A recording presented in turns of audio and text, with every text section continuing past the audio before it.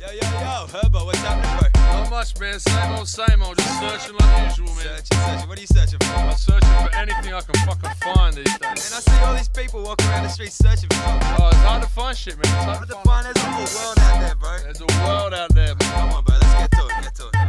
What you got? Certain cities get to hurt a person. Your purse is purged, but you still curse with burdens. Splurge of the burst is further worse, and you see no world's perfect. Hey, it's Jen Loves Hip Hop here. I'm just talking to Rapaport and P.Smurf about the Big Village 5th birthday party coming up. So how you guys doing tonight? Right, doing good. Yeah, feeling good. We're here in the Hibernian headquarters, the soul of the Big Village label. I'm still living here, so it's still soul. Joel nicked off, but yeah. Well, I think everyone's lived here at some point, at least. Joel's still, he's the least fucking holder, so Joel still really? fucking reigns supreme in the joint. So a few questions about the label. It seems pretty self-explanatory, but is there any special significance behind the name Big Village? We had a little vote. It was either going to be Big Village or Dead Boss. There was another one. Dead Boss? There was another one. It was a big You one. remember the other one? Yeah. There was a third contender. It was So it was quite pretty close, frantic. you were And there was almost- people like ringing in votes as well from like external parties. And I was there tallying up Just the down votes. street. It was all rigged. It was completely rigged. Someone's like paying them off. pretending to be, Yeah. hey, this is Jess one. Jess Well, one's here already. yeah. Jesse was all about Dead Boss, actually. I'm sure his number one was Dead Boss. I think Dead Bring me Boss. there, Jess. I think So who came up with Dead Boss? What is that? Look, man, that's just a whole other story. I don't think we need to get into would have that. been a whole different label, I think. Big Village seemed to encompass the general vibe of it, and I think everyone, once that was knocked on the head, we were all unanimous in that. As soon as like we had the vote, like everyone was like, okay, cool, let's go with that. And I mean, I think it's a good name, and it's not just because I think it was my idea. Ooh, here we Pretty sure go. it was. Here we go. No, I'm pretty sure. This is the thing. I'm pretty sure it People was. say that it was their idea. I don't think so. But I don't know. You could ask her. I'm pretty sure it was my idea, but I didn't think it was that No, good. you don't. Yeah. I didn't think it was that good then, but like I think in retrospect, it does kind of reflect, kind of idea of bringing in, being diverse. Family. Yeah, I think Yeah. diversity is like, a big part of it, and also like, the word village kind of encompasses kind of like a grassroots attitude as well. Yeah. And then big, like, well, I mean, it's like with hip hop, you've got to have big. You've got to be big, there's obese elephant tracks, fat beats, like, it's like, True. yeah, I think it means a lot to people, and I think it kind of, I don't know, I guess it's funny, like in Sydney, like in any city, different place, you can kind of think about it working in terms of like Sydney's like a big village, or like the world is kind of like a big village as well. Like you can kind of think about it in a lot of different ways. So. Yeah, so how and when was the concept of Big Village born, and like how did you two come to establish a creative relationship? We started Big Village. I remember actually driving up Missenden Road and Joel mentioning something to me about how he talked to Tuck and Jesse about starting a label together with us involved, and True Vibe Nation, and what was at the time starting to be Daily Meds out of Reverse Polarities as well. And so it was about 2009, something like that. Yes. So it was an idea that they were chatting about, and then I remember him talking to me about it, and I remember when he said it, I was like, this sounds like a really good idea. And we drove to Newtown and chatting about it, and then we just kept chatting about it, and then eventually got all heads together, and it was True Vibes and Loose Change and Just One and Tucker and Max Gosford and Morgan. The thing to go back on was like there was RP and myself, Rapaport, were probably the first people that were working together. Like we did because I was with Billy from a while back. So I mean, we were doing gigs together in 2007, 2008. So it was like there was kind of a few years there from 2008, 2009 when we were always kind of doing stuff. And I think it was actually Sketch the Rhyme that when I did Sketch the Rhyme, I knew Tucker from 2006 because we were doing all the outspoken stuff together and doing the ciphers, and so I knew him from a while back.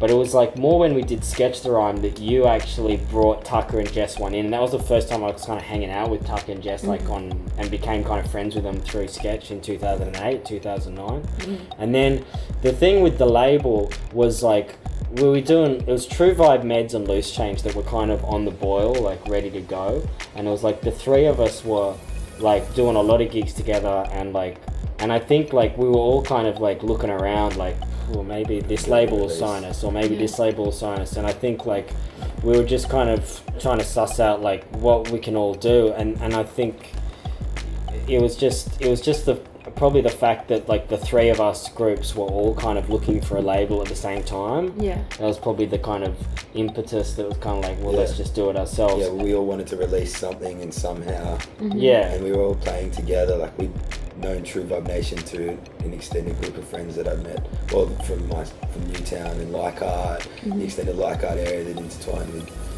you know, Yeah. the One Day Crew and everyone like that. They knew each other through high school, so it was all just friends and family were playing together, and exactly as you said, it And there was needed an outlet. in my head, it was like there was a lot of an idea about like skill sharing, you know, like I guess like more like, because I didn't actually understand as much as I think I thought I understood about music industry stuff. Still don't. No, I still don't. But I think at the, I think I probably more than you fucking. I think like I guess the concept of like getting together wasn't like, it wasn't actually, I didn't actually understand what a record label did. It was probably more of like just like an old school like a kind of food co-op in a way of like, well, let's just get together and then like we can halve the prices that we spend on that, and then we can share the contacts that we have for that. You know what I mean? So it definitely like when it came about, that was kind of the philosophy in my head. There was a real kind of camaraderie between us. I remember we did the Christmas party at Dirty Sherlo's in 2009. So that was before we started the label, and that was Rum Punch, Loose Change, Reverse Polarity, Sketch the Rhyme, True Vibe Nation. And that was like basically Sketch the That Rhyme sounds cool. Christmas party. Yeah, and it was it it was before we'd even had, and then it was like after that we had the meeting in January. So I mean, like there's a lot of kind of people that we were all just kind of in that zone and just ready to put out music. So it just kind of made sense. So Which kind of leads into another question. What are some of the best and worst parts about going into business with your friends? Well, yeah, it's a good question. It's a very good question. I think it depends how you do business. If you do business in an ethical way and you're trying to create ethical business that is positive and is sustainable, I think doing business with friends is fine. I think it's good. I want, it's not that you necessarily like you should seek out like starting a business with your friends, but I don't think it's a bad thing. If your business was like trying to, I don't know, sell stationery and you'd like, it was just a cutthroat like boring ass business where you just were like, I'm gonna sell to this guy and then I'm gonna cut and sell, then you'd be ruining friendships left, right and center. Like a lot of business is totally against friendship, but you can also do business in a way that is positive and is about creating more than just a business. It's about creating a business around an art form. It's around creating, a culture around that. So, and I think in that sort of sense of trying to do something that's not just business for financial gains, but it's business for bigger gains, then I think that you do want to be working with your friends anyway. Yeah, I mean, and that's the amazing part about it. Like working with your friends, you just want to work with them generally. You want to hang out with your friends. So if you can find a way to work with them and make music, what are you going to do? It's like, hey, we can make music all the time. It's like, oh, let's go out and do that. Let's go out and tour and do that. I mean, we were working and living and touring. And, like, working and you know what I mean? Yeah, it's like, man, that's awesome. That's what you want to do. You want to hang out with people you like and love and do that stuff. And then, financially maybe make a business that can make money and run. I mean, that might get complicated because money generally can fuck shit up, and it can be a point that twists people's perspective or just makes shit a little bit unclear. And that kind of relates to what you're talking about in terms of dealing with friends. All I've done in the last kind of few years has been basically trying to create businesses with people that are my friends. So it's like, and I think that it is tricky, but as long as you put the cards on the table, it's like, there shouldn't be any feel. If the communication is right, then then you can be like, well, this is my cards, you know, do you want to do this? This is the outcome.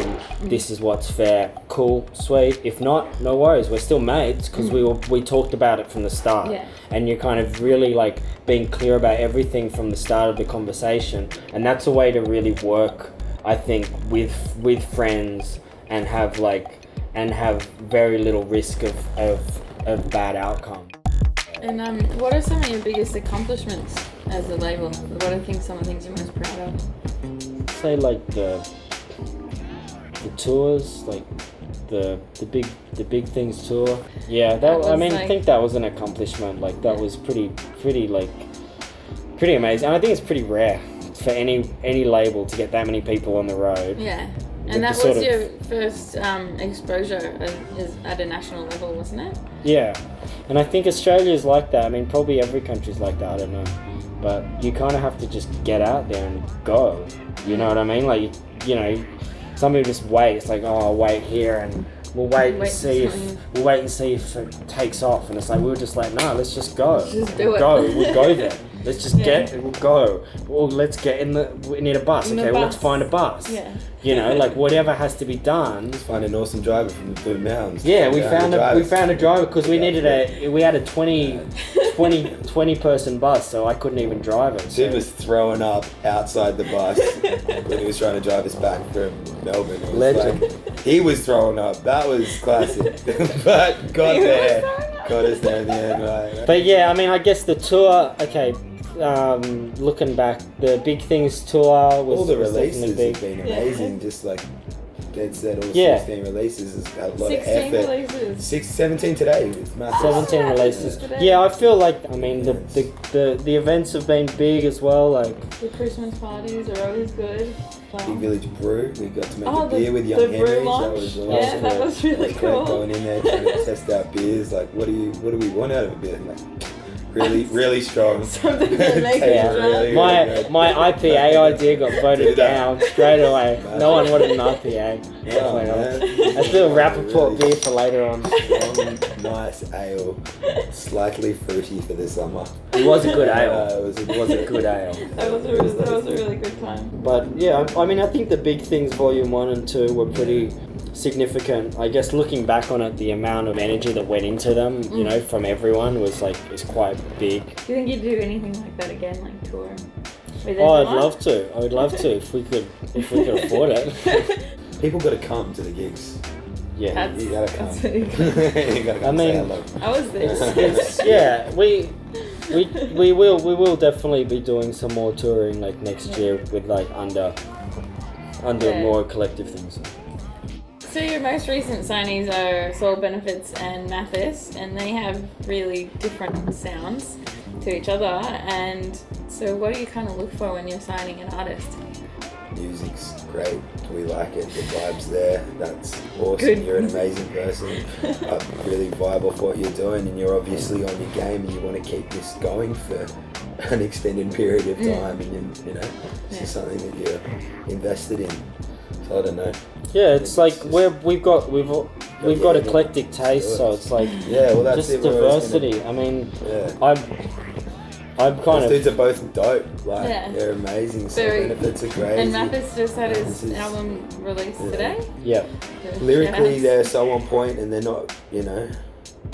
Yeah. I think the thing don't is know. just Not like into that. it's real simple in a way. It's like it's just what you like. It's what you like and what's good, you know. If you love them, if you relate to the music, then you relate to the artist, you know. I think Soul Benefits and Mathis are kind of both really interesting characters in terms of like they're not people that we started the label with, so they're different. You know, before we created like a business relationship to do with the label, there was already like a real connection on a human level. Yeah. And with Mathis, he's like from Perth. So did you meet him when he came to Sydney, or how did that kind of?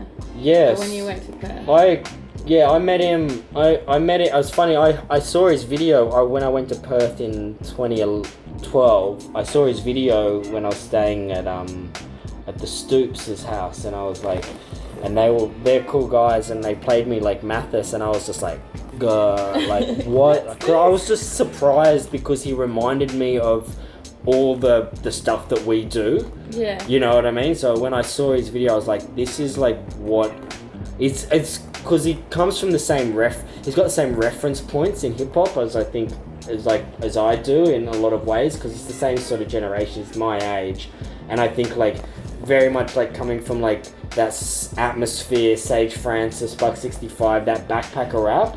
And I think so when I watched him rap, I was like, this was like someone that if he was in Sydney, I think we would have been we would have been like probably in a group together, you know. It's like, hey. And then I was walking down the street the next day in Perth, and he was just like making coffee, and I was like, oh, I saw your video last night, and he was like, and he knew who I was, and I knew who he was, and it was like, it was cool. So I mean, he hosted a radio show and used to play Meds a lot. So the first time I met him, he was like, oh man, I've been playing your EP since back in the day. I'm like, that's awesome. Yeah. What do you do? And really, just the album is a great album. Like when he sent me the album, I listened to it and I was just like, I was really impressed. And I think he's kind of set. I feel like he's almost set a new benchmark for like a start to finish album. Is it like in a way that's like a narrative? And what do you think the future holds for hip hop in Sydney and in Australia in general? Sydney's been flourishing from what I've seen generally in the last 5 years, you know, and it seems there's more artists who want to play. There's, you know, it's definitely more exposure now than it was. Yeah, there's more exposure to hip hop as general, I think. I think it's good. Like there's heaps more diversity, you know. I guess like, you know, dudes like Be Wise is killing it, and like Sampo the Great. Like I mean, her mixtape is off the chain. Like it's so good. It's amazing, and like I think there's a lot of great music coming out of Sydney that's really pushing boundaries, which is I guess where my personal kind of taste is. I like stuff that like pushes stuff and does new shit. That's just what I've always loved. But they're all great, you know. And the Stay Fly crew, a freight train that's bang on, like you know. Maybe stop going again. Code of Conduct, you know. There's so much great music. Like, there's a lot of crazy good stuff coming out of Australia.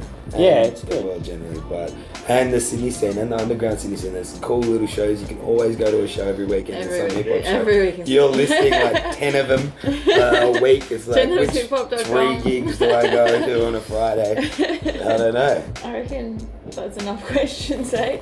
I was gonna say, can we do like a little freestyle about the show? Yo, what's happening? We're going round 2, just chilling out in my old lounge room where we used to lounge around. Now we're chilling out, just ripping to the sound. Bam. But this is how we see. Do it from me to you. We be repping up with the BV, as you can see, taking it easy.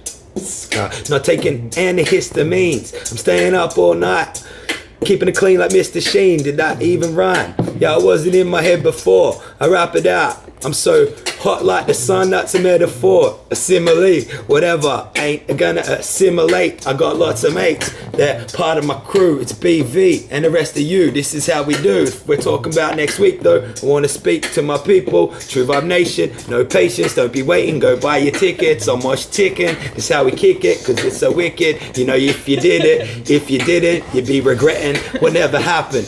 Me and this man keep on rapping, that's cool, we got loose changing. Ellis keep it higher, pop you like a tire, brain starts exploding. Dopeless. We chillin' out, lottie-dottie. You can meet us down at the party. It's been a couple years, we've had a couple beers, trying to break down a couple fears. But we be chillin' with our peers, and we be growing long like our ears. But yo, we trying to solder, trying to evolve as we keep on getting older. Off the top, big ups, November 7th. We kicking down to Oxford Street, about to rock on the beat, never stop it. Maybe that's time, no Jen will be there, loving the rhyme flows. This is how we got it, kicking it. It's albino with the heart of gold, red ripping that shit. Come down to BV on the fucking 7th. That's how we do it, repping. Yo. Let it go. That's just how we bust. How many other label managers spit rhymes like us? What? Couldn't give a fuck, not what? Yeah, Until we dust like that. Shit. We got some Rolio and 26 leather. No one done the better all the time. Billy Rosa, you know the flow. The 10th damn, my man. It's how we do it. Slam, Alakazam, Kabam, bow. Magic shit. It's like wow. Big ups to RP. Daily meds up. Shit crazy. Heads. This is how we kick it up to Sydney if you're with me. Ain't no fibbins. We got That was soul so benefits. dope. Suburban dark, baby. That was like the whole video is just giving that. Oh, shit.